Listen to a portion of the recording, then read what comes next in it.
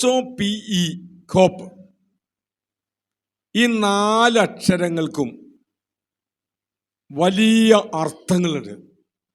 അതാണ് ഇന്ന് പകൽക്കാലം നമ്മൾ ചിന്തിക്കാനായി പോകുന്നത്. ആദ്യത്തെ അക്ഷരം എന്താണ്? H. ഹോപ്പിലുള്ള ആദ്യത്തെ അക്ഷരമാണ് H. ഈ H എന്തിനെയാണ് കാണിക്കുന്നത്? ഹിയർ. HEAR. ഹിയർ. ഹിയർ എന്ന് പറഞ്ഞാൽ കേൾക്കുക. നമുക്കൊരു വാക്യം വായിക്കാം. റോമാലേഖനം 10-ാം അധ്യായം 17-ാമത്തെ വാക്യം നമുക്കിപ്പോൾ വായിക്കാം. ആകയാൽ വിശ്വാസം കേൾവിയാലും കേൾവി ക്രിസ്തുവിൻ്റെ വചനത്താലും വരുന്നു. അതിന് ഇംഗ്ലീഷ് പറയുന്നത് ഇങ്ങനെയാണ്: so faith comes from hearing and hearing by the word of Christ. ഇവിടെ മലയാളത്തിൽ പറഞ്ഞതിനേക്കാളും കുറച്ചുകൂടി വിശദമായി ഇംഗ്ലീഷിൽ പറഞ്ഞിട്ടുണ്ട്. മലയാളത്തിൽ നമുക്ക് നോക്കുമ്പോൾ ആകയാൽ വിശ്വാസം കേൾവിയാലും കേൾവി ക്രിസ്തുവിന്റെ വചനത്താലും വരുന്നു എന്ന് മാത്രമേ ഉള്ളൂ. എന്നാൽ ഇംഗ്ലീഷിൽ നമുക്ക് കാണാൻ കഴിയുന്നത് ആകയാൽ വിശ്വാസം കേൾവിയാലും കേൾവിയാലും 2 പ്രാവശ്യം പറയുന്നുണ്ട്. അപ്പോൾ ഒരാൾക്ക് വിശ്വാസം വരുന്നത് എപ്പോഴാണെന്നറിയാമോ? ദൈവത്തിൻ്റെ വചനങ്ങൾ, ദൈവത്തിൻ്റെ വചനപ്രസംഗങ്ങൾ, വിശ്വാസത്തെക്കുറിച്ചും ക്രിസ്തുവിനെക്കുറിച്ചുമുള്ള ദൈവത്തിൻ്റെ വചനപ്രസംഗങ്ങൾ വീണ്ടും വീണ്ടും നമ്മൾ കേൾക്കണം. ഒരു പ്രാവശ്യം കേട്ട് നമ്മൾ സ്റ്റോപ്പ് ചെയ്യരുത്. വീണ്ടും കേൾക്കണം, വീണ്ടും വീണ്ടും കേൾക്കണം. ഇന്ന് വീണ്ടും വീണ്ടും കേൾക്കാനുള്ള സാങ്കേതികമായ കാര്യങ്ങളൊക്കെ ഈ ആധുനിക കാലഘട്ടത്തിൽ ദൈവം നമുക്ക് തന്നിട്ടുണ്ട്, ഇല്ലേ? ഉദാഹരണത്തിന് നമ്മുടെ മൊബൈൽ ഫോൺ, അതിലൊന്ന് യൂട്യൂബ് ഒന്ന് ഓപ്പൺ ചെയ്താൽ ഒരു പ്രസംഗം നമ്മൾ കേട്ടു. യേശുവിനെ കുറിച്ചുള്ളൊരു പ്രസംഗം നമ്മൾ കേട്ടു.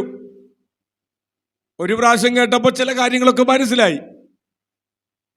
വീണ്ടും നമുക്കത് കേൾക്കാം, വീണ്ടും കേൾക്കാം. എത്ര പ്രാവശ്യം വേണമെങ്കിലും നമ്മുടെ ഇഷ്ടമനുസരിച്ച്, സമയമനുസരിച്ച്, സാഹചര്യമനുസരിച്ച് വചനപ്രസംഗങ്ങൾ കേൾക്കാൻ നമുക്ക് എല്ലാ സാഹചര്യങ്ങളും ഈ ആധുനിക കാലഘട്ടത്തിൽ ദൈവം നമുക്ക് തന്നിട്ടുണ്ട്. അപ്പോൾ നമ്മുടെ വിശ്വാസം വർദ്ധിക്കണമെങ്കിൽ, നമുക്ക് വിശ്വാസം വരണമെങ്കിൽ, വിശ്വാസം ഉണ്ടെങ്കിൽ നമുക്ക് എന്തെങ്കിലുമൊക്കെ നേടാൻ പറ്റുള്ളൂ. അതുണ്ടാകണമെങ്കിൽ എന്ത് കേൾക്കണം? ക്രിസ്തുവിന്റെ വചനങ്ങൾ വീണ്ടും വീണ്ടും കേൾക്കണം. ഹിയറിംഗ് ആൻഡ് ഹിയറിംഗ് എന്നാണ്. വീണ്ടും വീണ്ടും അത് കേൾക്കണം. വേറെ ഒന്നും കേട്ടത് കൊണ്ട് ഒരു പ്രയോജനം നമുക്കില്ല. നമ്മൾ ഡെയിലി വാർത്തകൾ ശ്രദ്ധിക്കുന്നവരാണ്. കൊലപാതകങ്ങളെക്കുറിച്ചും മയക്കുമരുന്ന് പിടിച്ചതിനെക്കുറിച്ചും തെരഞ്ഞെടുപ്പുകളെക്കുറിച്ചും ലോകത്തുള്ള യുദ്ധങ്ങളെക്കുറിച്ചൊക്കെയും നമ്മൾ വാർത്തകൾ കാണാറുണ്ട്, കേൾക്കാറുണ്ട്. ഇത് എത്ര പ്രാവശ്യം കേട്ടാലും കണ്ടാലും ഒരു വിശ്വാസവും നമുക്ക് വരില്ല. ഇത് കേൾക്കുന്നത് കൊണ്ട് നമുക്ക് ആദിയാണ് ഉണ്ടാകുന്നത്. ഇനി എന്ത് സംഭവിക്കും? ഈ ലോകത്തിന് എന്ത് സംഭവിക്കും? കാരണം നമ്മളും ഈ ലോകത്താണല്ലോ ജീവിക്കുന്നത്. അതുകൊണ്ട് മനോരമ പത്രത്തിലെ വാർത്തകൾ കേട്ടാലും ഏഷ്യാനെറ്റിലെ വാർത്തകൾ കേട്ടാലും നമ്മൾ മറ്റേതെങ്കിലും ഒരു പുസ്തകം കേട്ടാലും ഒരു രാഷ്ട്രീയ പ്രസംഗം കേട്ടാലും നമുക്ക് എന്ത് വരില്ല? വിശ്വാസം വരില്ല. വിശ്വാസം വരണമെങ്കിൽ യേശുവിനെ കുറിച്ച് കേൾക്കണം, ദൈവവചനം കേൾക്കണം. ക്രിസ്തുവിന്റെ വചനങ്ങൾ കേട്ടുകൊണ്ടിരിക്കുമ്പോഴാണ് ഓട്ടോമാറ്റിക്കലി നമ്മുടെ ഉള്ളിന്റെ ഉള്ളിൽ വിശ്വാസം വരുന്നത്. 12 വർഷം രക്തസ്രവം എന്ന രോഗം പിടിപ്പെട്ട സഹോദരിയെ കുറിച്ച് നമുക്കറിയാം.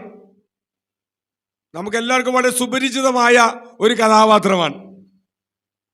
12 വർഷം അവിടെ പണം മുഴുവൻ ചെലവഴിച്ചു. പല വൈദ്യന്മാരടുക്കെ പോയി, പണവും പോയി, സമയവും പോയി, അവിടെ ഉള്ള ആരോഗ്യവും പോയി. ഏറ്റവും പരവശയായി. പരവേശം എന്ന് കേട്ടിട്ടുണ്ടല്ലോ അല്ലേ? പരവേശം. ഇപ്പോൾ നല്ല ചൂടുള്ള കാലാവസ്ഥയാണ്. ഇന്നലെ ഞാൻ എറണാകുളത്ത് നിന്ന് പോയപ്പോ എത്രമാത്രം വെള്ളം ഞാൻ കുടിച്ചെന്നറിയാമോ? പരവേശമാണ്. പ്രിയപ്പെട്ടവരെ, നമ്മൾ ചിന്തിക്കണം.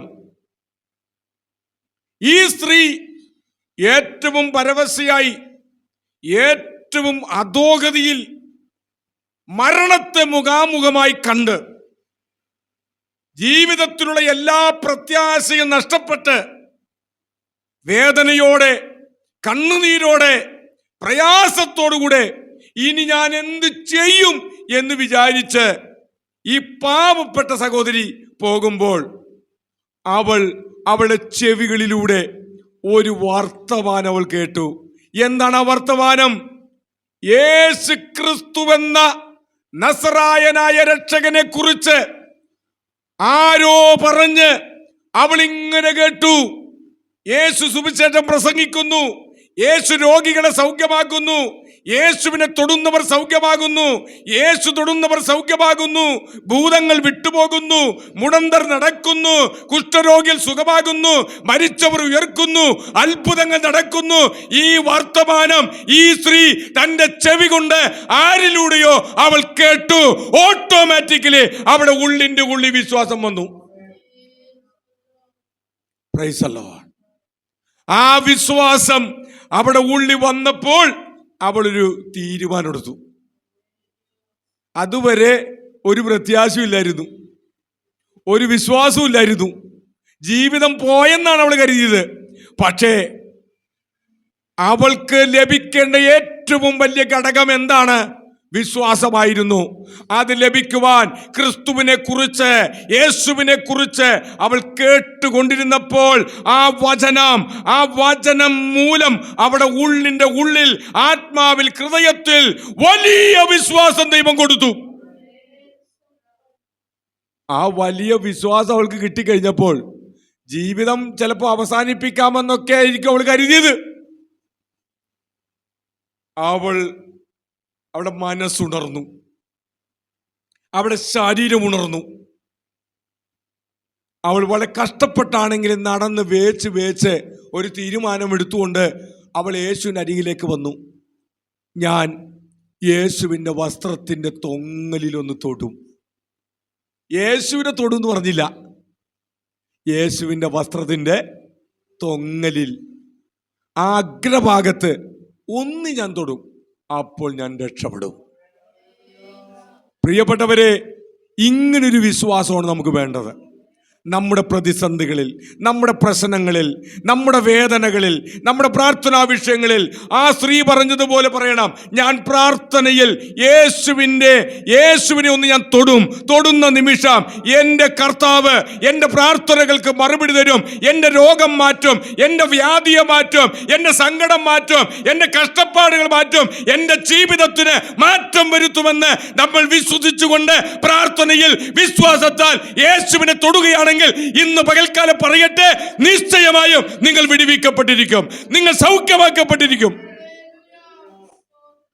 ഈ സ്ത്രീ, അവൾക്ക് വിശ്വാസമുണ്ടായി, വിശ്വാസം അവൾ പറഞ്ഞു, വിശ്വാസം അവൾ പ്രവൃത്തിപഥത്തിൽ കൊണ്ടുവന്നു. യേശുവിന്റെ വസ്ത്രത്തിന് തൊങ്ങൽ തൊട്ടു. പിന്നുള്ള കാര്യം നമുക്കറിയാം. അവൾ സുഖമായി, അവൾ സൗഖ്യമായി.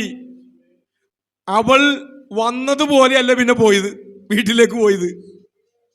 വന്നത് പരവശയായിട്ടാ വന്നത് ജീവിതം അവസാനിപ്പിക്കണമെന്ന് വിചാരിച്ച വന്നത്. പക്ഷേ തിരിച്ചു പോയത് ആരോഗ്യത്തോടെ, സമാധാനത്തോടെ, സന്തോഷത്തോടെ, സൗഖ്യത്തോടെ, വിടുതലോടുകൂടെ അവളുടെ ഭവനത്തിലേക്ക് ചെന്നു. അതാണ് ദൈവത്തിന്റെ പ്രവൃത്തി. ഇന്ന് പകൽക്കാലം ദൈവമക്കളോട് ഞാൻ പറയട്ടെ, നമുക്ക് എന്തു വേണം? വിശ്വാസം വേണം. അതിന് ക്രിസ്തുവിൻ്റെ വചനങ്ങളാണ് കേൾക്കേണ്ടത്. ഇന്ന് ഈ വചനം ഇവിടെ ശുശ്രൂഷിക്കുമ്പോൾ നിങ്ങളുടെ ഉള്ളിൽ ഒരു വിശ്വാസം വന്നുകൊണ്ടിരിക്കുകയാണ്. നിങ്ങളറിയാതെ നിങ്ങളുടെ ഉള്ളിൽ വിശ്വാസം വരുന്നു. അത് ഞാൻ വരുത്തുന്നതല്ല, ഈ വചനങ്ങൾ വരുത്തുന്നതാണ്. യേശുവിൻ്റെ വചനങ്ങൾ, ദൈവത്തിൻ്റെ വചനങ്ങൾ ആര് കേൾക്കുന്നുവോ, ആര് ശ്രദ്ധിക്കുന്നുവോ, ആര് അതിന് ഉറ്റു നോക്കുന്നുവോ അവർക്ക് നിശ്ചയമായും ദൈവം തന്നെ വിശ്വാസം കൊടുക്കും. ഹോപ്പിന്റെ ആദ്യത്തെ അക്ഷരമാണ് എച്ച്. ഹിയർ. എന്ത് ഹിയർ ചെയ്യണം? വചനം കേൾക്കണം. നമുക്ക് വിശ്വാസം വരും. വിശ്വാസം വന്നാൽ എന്തിനേയും നമുക്ക് നേരിടാം. എന്തു പ്രശ്നത്തെ നമുക്ക് നേരിടാം. ഏത് മഹാരോഗത്തെ നമുക്ക് കീഴ്പ്പെടുത്താൻ പറ്റും. ഏറ്റവും മല പോലെയുള്ള, പർവ്വതം പോലെയുള്ള പ്രശ്നങ്ങൾ നമ്മുടെ മുമ്പിൽ വന്നാലും വിശ്വാസമുണ്ടെങ്കിൽ നമ്മ തന്നെ ശാസിച്ച് കടലിലാക്കും.